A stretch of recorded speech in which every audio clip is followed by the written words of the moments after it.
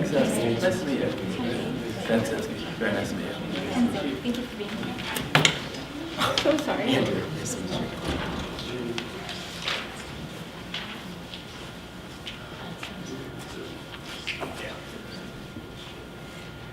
Hello, Team Zulu. You will have 20 minutes to present your solution to the judges. You will be given a warning when 5 and 2 minutes remain. After 20 minutes, the presentation will be stopped immediately and no information will be considered after the time has lapsed.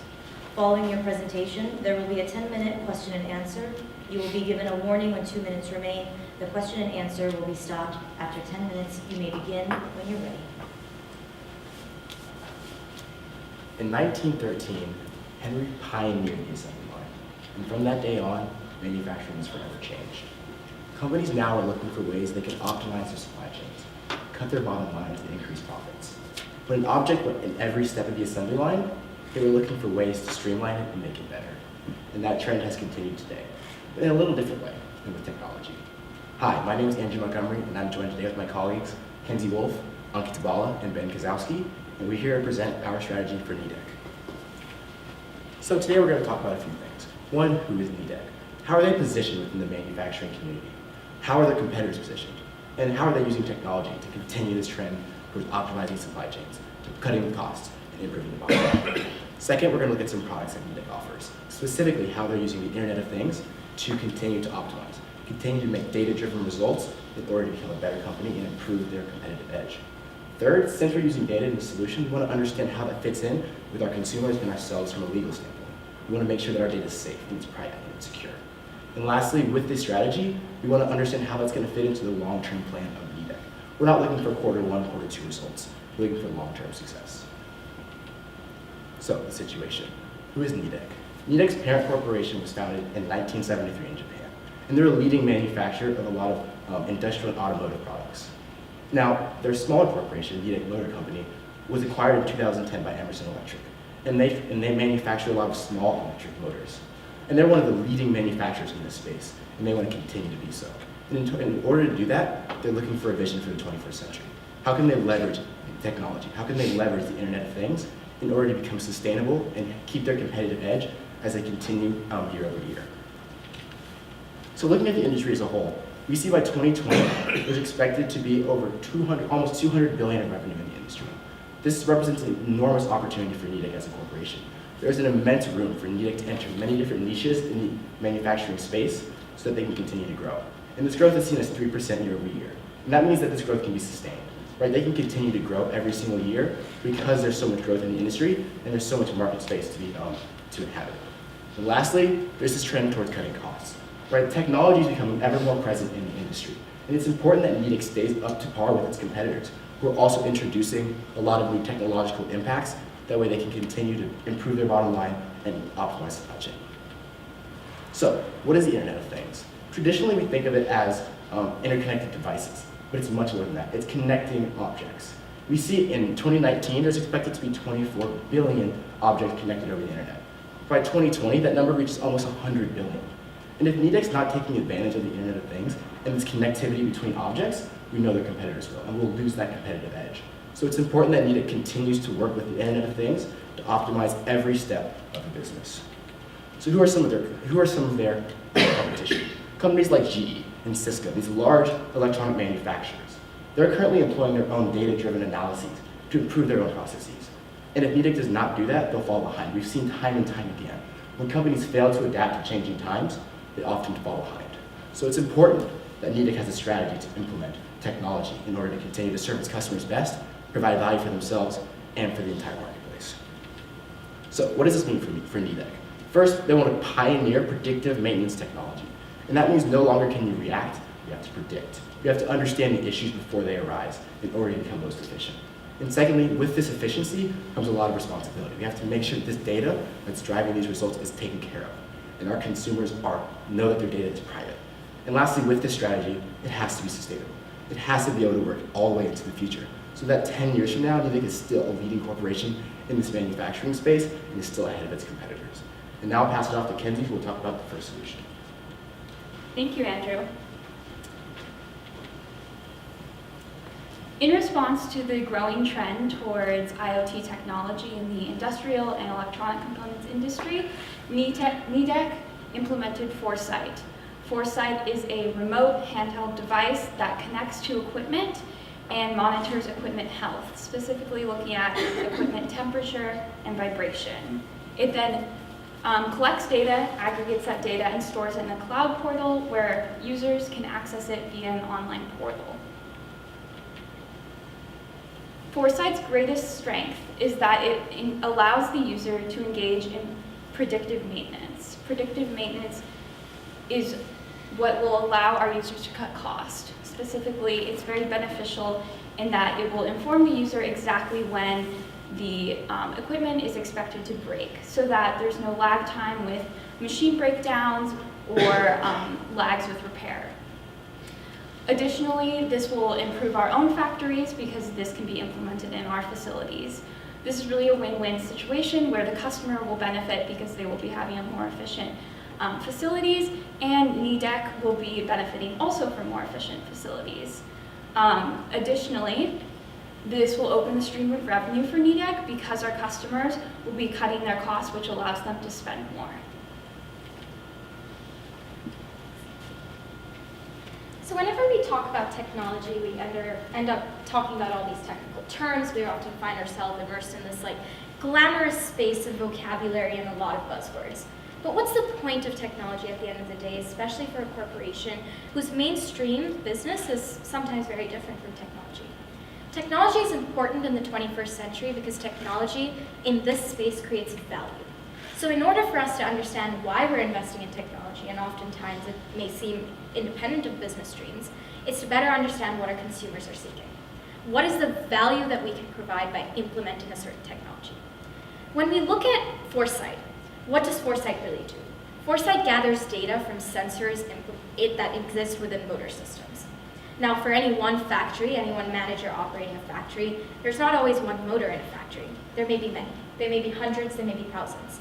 And Foresight at present, the interface that it has, shows you really what one sensor is detecting with respect to vibrations, with respect to temperature. But for a factory manager, what's more important is the net impact of that. How does that tie into costing? How does that tie into maintenance costs? How does that tie into logistics for a specific quarter or for a specific year? We have to make our technology accessible, and we have to make these data points more than buzzwords. This leads us to a three-pronged strategy to implement technology by creating value over 3 years. In the first phase of the project, what we're really emphasizing is creating, accumulating, and really calculating enough volume of data that allows us to interpret it. What does this data mean? What can we do with it? And using this data not just as independent, isolated data points, but actually delivering strategic recommendations by interpreting what it means. In the first step of our project, we want to take Foresight beyond just its existing interface and deliver strategic recommendations. In the second phase of our project, we hope to actually use these recommendations to further refine our algorithms. We're collecting a volume of data, there's things we're interpreting from it, and there's so much that we can do with it for ourselves and for our customers. To our customers, this prediction maintenance is what really matters, because we're not in an age and day of reaction. It's not enough to know what the machine is doing at one point in time. It's important to know what it's going to do. It's important to move one step ahead, and that's the value we can bring with technology. So in the second step of it, we want to integrate all of this data that's collected and actually refine our own algorithms and refine the way in which we're delivering data. What this creates for our customers and what it creates for us is a sense of dependency. It gives our customers a reason to hold on to us over any of our competitors. And with that, what we end up doing is bolstering stronger, lasting relationships. In the third phase of this project, once we've built those relationships and once we've found a way to use accurate, usable data, we want to start charging our customers for the insights that we're providing. Because at this point in time, not only are these revolutionary, these give you key insights into business that you may not be able to provide with the data that you're collecting yourself. With this proprietary system, what we're really looking to do is make data usable and therefore make data valuable. This means looking at our interface at present, which really just looks at one motor sensor and tells you that one specific sensor at a time. We want to change the delivery process and we want to make it more accessible. So that one sensor and one motor now transforms into really an entire factory. gives you insights into maintenance costs, it gives you insights into what a specific factory requires, and it's accessible at one point in time. So it's tracking data as a whole, making sure you're getting alerts where it is, and using that to find summarized recommendations that are usable and applicable to you. That to us is value, and that to us is well thought out value.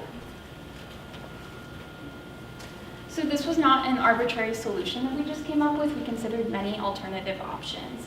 Some of these being selling sensors directly to our end consumers, licensing out the technology, giving complete data access, or only using Foresight in our factories alone. We really analyzed these options, and while they do have their benefits, we also see that they do have risks, and we believe that these risks are too great to take. These risks include alienating our current customers, encountering data, privacy or ownership issues, losing our competitive advantage, or losing revenue. We believe that we should not be taking these risks. Based on these considerations, we know that our solution will be the most effective in integrating Foresight into NIDEC's business plan and sustaining future growth.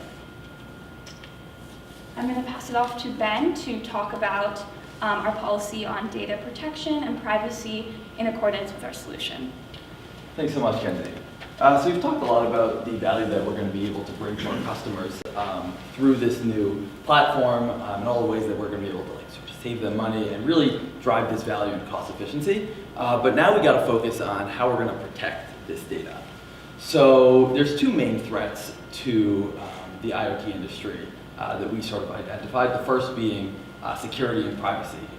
Take, for example, some recent major data breaches like Equifax or Yahoo. These companies had their reputations tarnished beyond belief by massive data breaches, and they likely will either never or will take them a really long time to recover that loyalty and trust from their customers. More so moving to the future, we think that as the data gathered by IoT companies becomes more and more valuable, we think that by 2020, almost 25% of attacks are going to be targeted toward these IoT companies. And yet, most IoT companies do not invest enough money in IoT security. We think at NIDEC, that's got to change. The second major threat to our IoT business is the change of pace in regulations. So across the world right now, as technology is rapidly expanding, lawmakers are struggling to come up with new laws and regulations to protect privacy. And we need to be on top of these regulations as they continue to come out to make sure that we're in compliance with all these laws. So jumping into security and privacy, how we're planning on solving it, the first stage goes with data consent. So what's really important is to be clear who's going to own this data. Every time we are going to sell any piece of our equipment to anyone, these final customers are going to have to sign an agreement giving us full control of this data. Now, why would they do something like this? Well, I'll tell you a couple reasons why. The first is data minimization. We are only going to take the data that is required. We're not going to be taking any extra data, and the only thing that we're going to be taking is data that's going to help us improve our own predictive algorithms that will then trickle down to lower their costs and help us better be able to predict when their machines are going to break down. Second of all, we're going to pledge to never sell their data to any third parties that they don't want us to. And finally, we are going to ensure that their data is going to be secure. And the way we're going to do that is through the Microsoft Azure platform. Now, Microsoft Azure is one of the best high-level encryption services out there, but there's a couple reasons why Azure is particularly useful strategy for NIDEC to engage in. The first reason is that they secure each point of access, whether it's direct or remote. So that means no matter if you're looking at the factory itself or on your phone or on a computer, all of that's going to be secure through Azure. And secondly, and maybe even more importantly, is that it's going to be able to help improve manufacturing efficiency. And this platform is standardized across all sorts of different types of machines and products. So the value that this is going to bring us is one, product lifecycle management. As we and our customers go through creating new products and updating our products, the Microsoft Azure platform is constantly able to update and ensure that it has the highest level of security on all our products at all times. The second thing is that the Microsoft Azure platform is device agnostic. What this means, again, is that this platform is standardized across all sorts of different products, so we won't have to go to get a different security solution for different types of machines and products that our customers are using. And finally, flexible settings on Microsoft Azure allow us to be able to customize to our own clients what type of security settings that they want, dependent on the different types of machines and factories that they're running. So the second major threat that we identified was regulation. Now, according to some new EU regulations, Chief Data Protection Officer is something that would be required at a company like Nidec.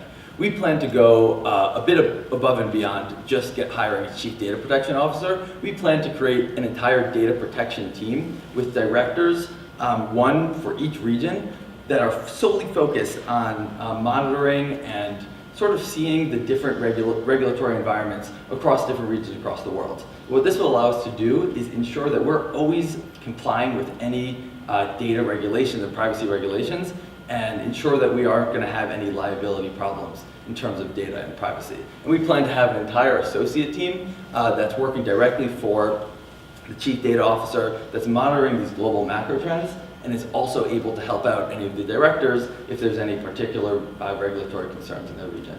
I'm now going to pass it off to Amanda, who's going to talk about progress. Thank you.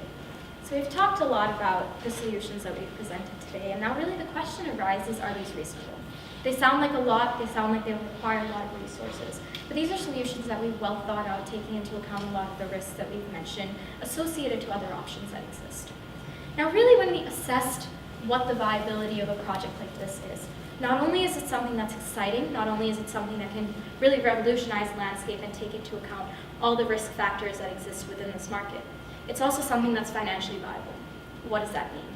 According to conservative estimates that take into account the company's growth aligned with the growth average seen in the industry as a whole, which is about 3%, we project the net present value over 5 years of each of these projects in total is going to be about $750 million. Now it seems like a lot, but over 5 years, we actually took into account having a loss during the first year, taking into account if we implement all of these projects together. What does the timeline really look like though? And what do these numbers really mean? When we look at how these projects can be implemented, we thought of solutions that would work in synergies with each other.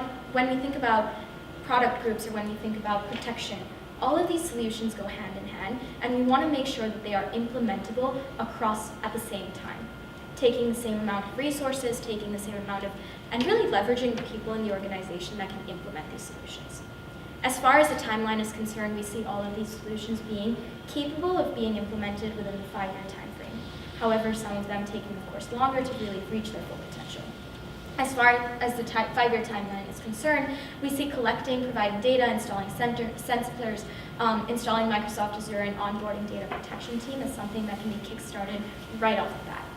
Some other solutions that we've presented, like improving algorithms and monthly data fees, are those that we see being solutions that we can implement in the longer run. We want you to see our solutions today as a culmination of the company's strengths and the culmination of the company's weaknesses, and what it tells us about the company's values and the direction in which we want to take it. The key questions that we sought out to answer here today were really, how do we position Foresight to gain a competitive advantage? And secondly, how do we use the resources in the organization while maintaining the data privacy, clarity, and ownership, and still being trailblazers in data analytics? And our solutions to these were, one, to strategically commodify Foresight. What can we do with the data over what period of time to give us the strength that we need? And secondly, how can we partner with Microsoft Azure while also providing an organizational framework that's internal, sustainable, and easy to implement? Now, I know we've said a lot of buzzwords today, and I know it sounds like a lot, but at the end of the day, these are solutions that we have genuinely thought through and believe that will be sustainable. It sounds like a lot. Technology is always a whirlwind, and especially as a millennial, I can say that it's something that we encounter every day. And it sounds like we're moving fast and forward into a world of technology, but we're holding on to the core values of any manufacturing firm.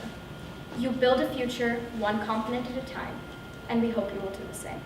Thank you. We'll now open the floor up to questions. Well, thank you for your presentation. Okay, that's nice.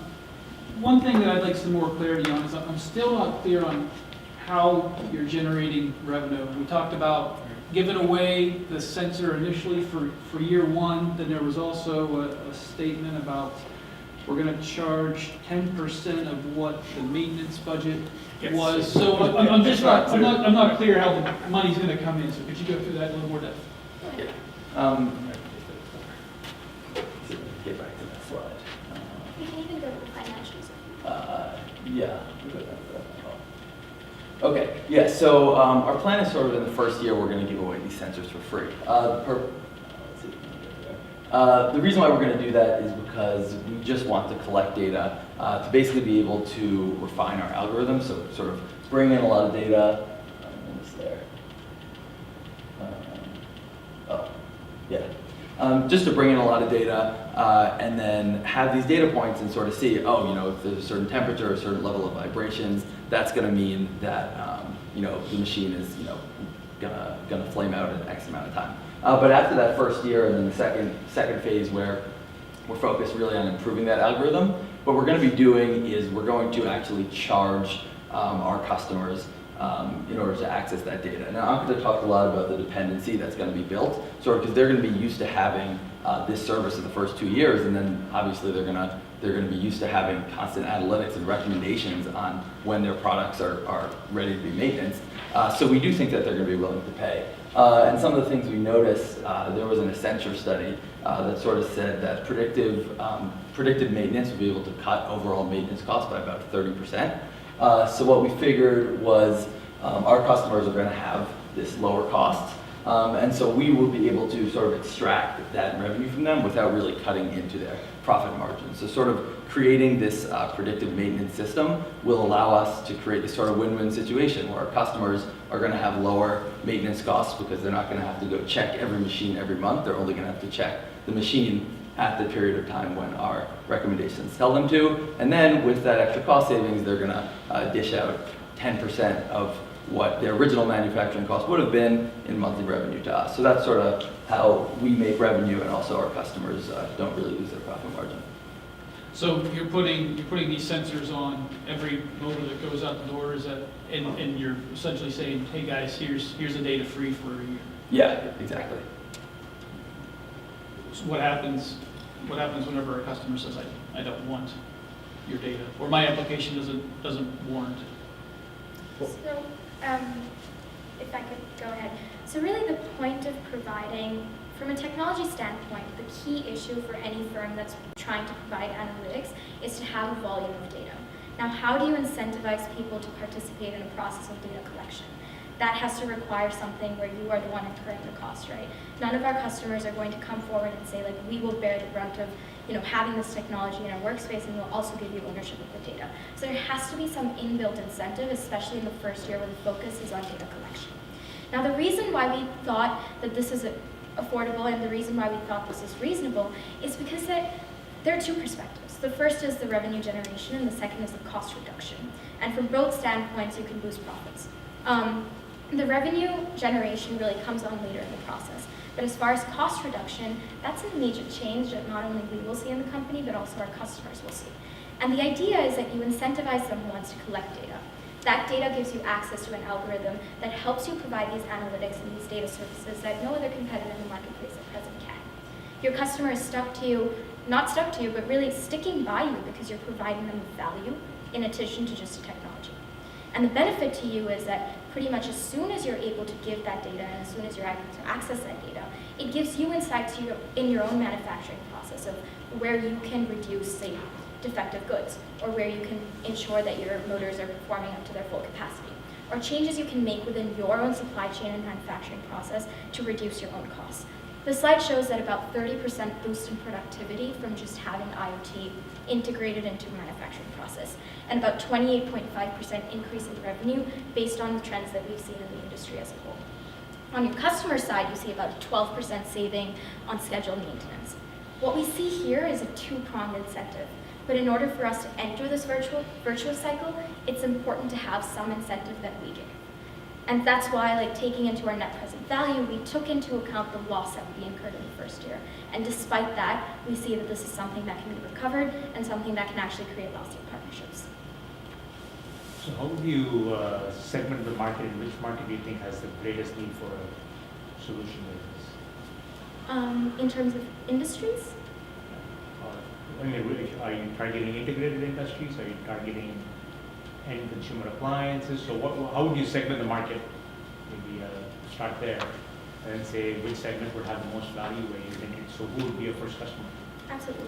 Richard, did you want to? Yeah, so I guess initially we were going to look at a lot of our OEM partners. So the ones that are really taking our motors and then assembling products to then give to end consumers. So an example I would give is Tesla, right? So we produce a motor that will go into a robotic arm that will eventually be used in the Tesla factory. And so we want to sell to the company that's going to produce the arm because we think that they are going to understand how Tesla is using the arm and be able to provide service when the arm breaks down. So we want to first go to our OEM manufacturers so that they can produce these products. First of all, we would make their production process more efficient, but also help them give information to their final clients with the final products and give them more value as well. Did you give any thought to licensing them? Yes. So, as we mentioned in one of our previous slides, we considered, actually it's going to be further down, so Yeah. previous on the click, but further down the slide deck. It works in reverse. So, Yeah. yeah.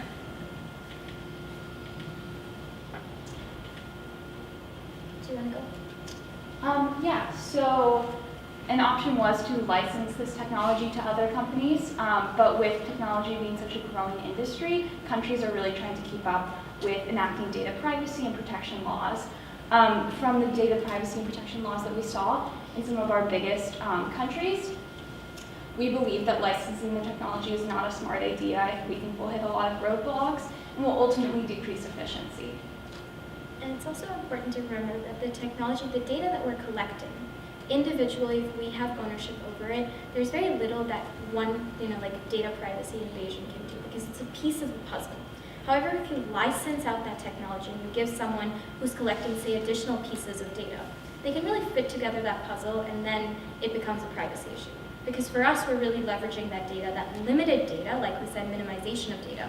We're leveraging that minimum data to give the best solution to us and to our customer. But if you license it out, you don't know who's using it in addition to what. And I think just having access to different pieces of the puzzle, having access to, say, not just like the motor's temperature and vibration, but also where it was manufactured, who's buying it, the individual who bought it. All of those pieces then become more problematic for a customer, and we don't want to incur those risks or put those upon our final consumers. Could you go to your financial slide, the one where you have the NPV?